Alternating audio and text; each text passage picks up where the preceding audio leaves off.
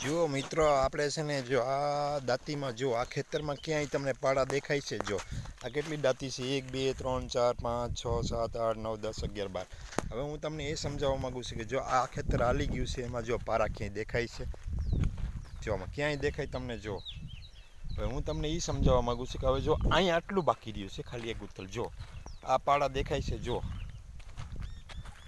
હવે જો અહીંયા બાજુમાં જુઓ, આમાં ક્યાંય પાડો દેખાય છે? જો તો મેં એટલે અડીને દાંતી ફિટ કરેલી છે, એટલે જે તમારો જે પાડો છે એ ખેંચી લે ટ્રેક્ટર.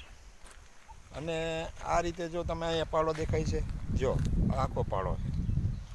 હવે જો આ બાજુનું ક્યારો એ જ ક્યારો છે, આમાં ક્યાંય પાડો દેખાય છે? જો તો એ રીતે ખેતી થવી જોઈએ કે જેથી કરીને તમારા પાડા પણ વિખાઈ જાય. અને આમાં શું છે કે પહેલાં પાડા બધાય વીખે ને પછી દાંતી હાકે ને, તો અમે કાંઈ પાડા વીખા નથી, વગર પાડા વીખે. જો જે અહીં બાજુમાં જોનું રિઝલ્ટ જુઓ અને આનું રિઝલ્ટ જુઓ. જો તમને લાગે છે કે આમાં પાડાનો ફરક દેખાય છે? જો જે આ બાજુમાં ક્યાંય પાડો દેખાય છે, હવે આ બાજુનો ક્યારો જો આમાં નથી આઈકુમાં, જો હજી પાડો દેખાય છે.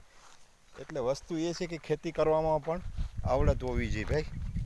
ખેતી કરવામાં તમારા પાસે મગજ જોઈએ, ખેતી કરવામાં પણ તમારી પાસે શિક્ષણ જોઈએ. એ શિક્ષણ અમે તમને બતાવી રહ્યા છીએ.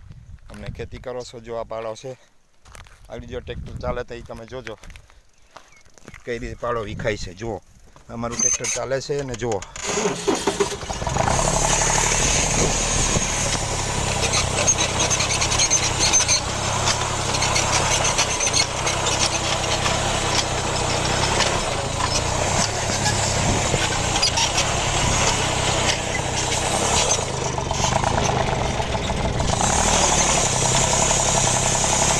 મારો વિડીયો ગમે તો લાઈક કોમેન્ટ શેર કરજો.